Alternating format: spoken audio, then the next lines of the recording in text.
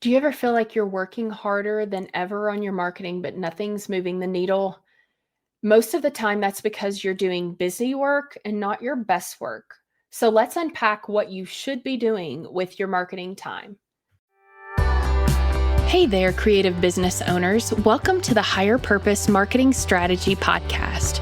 I'm Ashley Conway, and for over 20 years, I've been helping creative businesses as a marketing expert and copywriter. If you've ever felt like your branding or marketing is holding back your business's growth and you're over being on the DIY hamster wheel, you're in the right place. Each week, I'll walk you through simple, story-filled strategies to build a harmonious marketing system that attracts your ideal high-paying clients without the overwhelm. Ready to make marketing work for you? Let's go.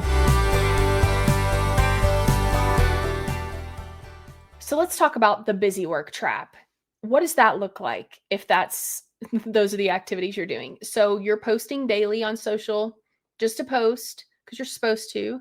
You're tweaking your graphics, your reels endlessly. You're chasing new platforms or trends or things that you've heard will work. You're doubling down on your content production. That's all busy work. Let's look at things instead from a return on your time, right? So where can you spend your marketing time that you'll actually see back in leads and conversations and revenue into your business? So the number one question you should ask yourself is, does this thing in question, this activity, bring me closer to sales or to dream clients? So a coach of mine referred to this as, is the activity about a conversation or conversion? If so, then that's definitely worth spending your time on. If you can have a conversation with a potential client, or you're actually in the process of making a sale through doing something, 100% worth your time. Start there. But otherwise, if it's not something that's a conversation or leading to a conversation, if it's not something that is leading to a sale, it should, at the very least, you may not have to scrap it off your plate entirely, but it should go to the bottom of your list. We have to learn to separate these vanity metrics, is what they're called, and I'll give you an example in a minute, from actual results. So if you're looking at social media, you're probably like, what it's built to make you pay attention to is followers, likes, views, comments, and that's fine. I'm not saying don't keep track of those things, but all of those things do not put money in your pocket, do they? You could have a viral reel on Instagram and not get one single more discovery call because it is set up to make you feel like you're trying to win the wrong game. You're chasing these things that it's set up to make you value, but that doesn't actually help your business. So that's why those are called vanity metrics. They just make you feel good if you're doing good, but they don't actually help you. It's not a true result. So instead of looking for followers, judge it for DM conversations or booked calls, whatever it is whatever the activity is. Let's look at what the real result should be and measure against that. So what should you be doing with your marketing time? The number one thing to do, most important, because otherwise you will set yourself up to fail, is to get clarity on your target audience, your brand message, and your offer. These need to be tight. They need to be buttoned up.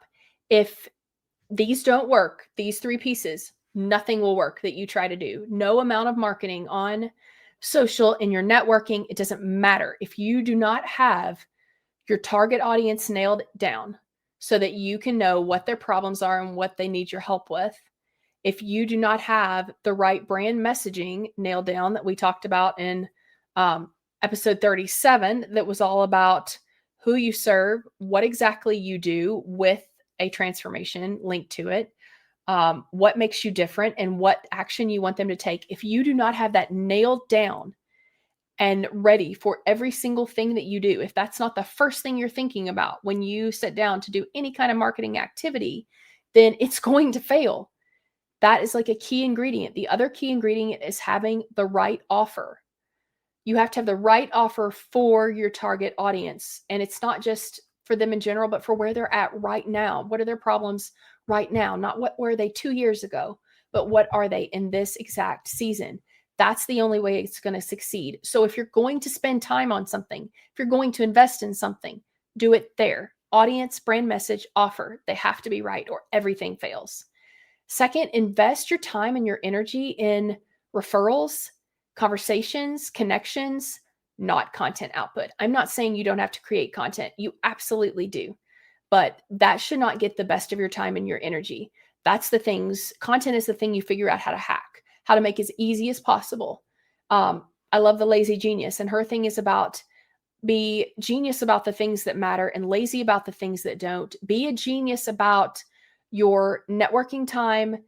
Like I just talked about, your audience, brand message, offer, getting that right. Be a genius about those things. Go all in. Be lazy about your content output. Lazy in how you get it done. And number 3, what do you love to do? This is something we talked about in episode 34 when I interviewed Jillian Dilberry. She's fantastic about energy being the key thing more so than time. Like if you're spending your day on energy drainers, you're going to feel like crap all the time. If you're spending your time on the things that give you energy, that you love to do, it's going to make you love your business and love your life. So what do you love to do? And the second thing to make sure you have time for is what brings in the money, honey, right?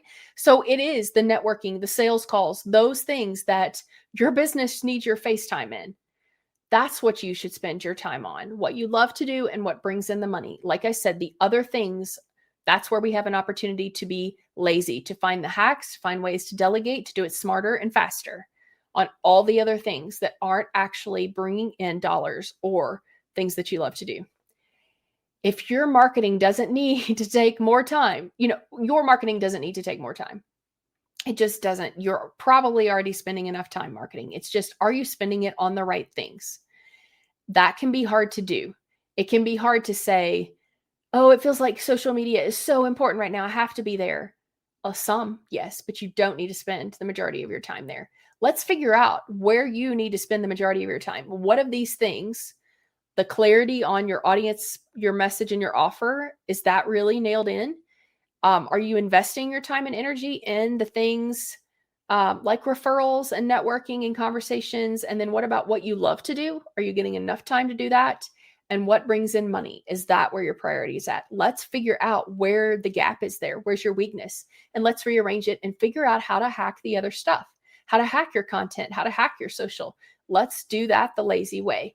The best way to do that, we're going to have a bit of time together. So you need to book a power hour coaching session. We'll have 60 minutes to look at these things in your business, where you're at, what your strengths are, what you love to do, and figure out how to hack the rest, how to do it lazy, how to, delegate it to a team member or use AI or whatever we have to do, streamline the process, use different tools.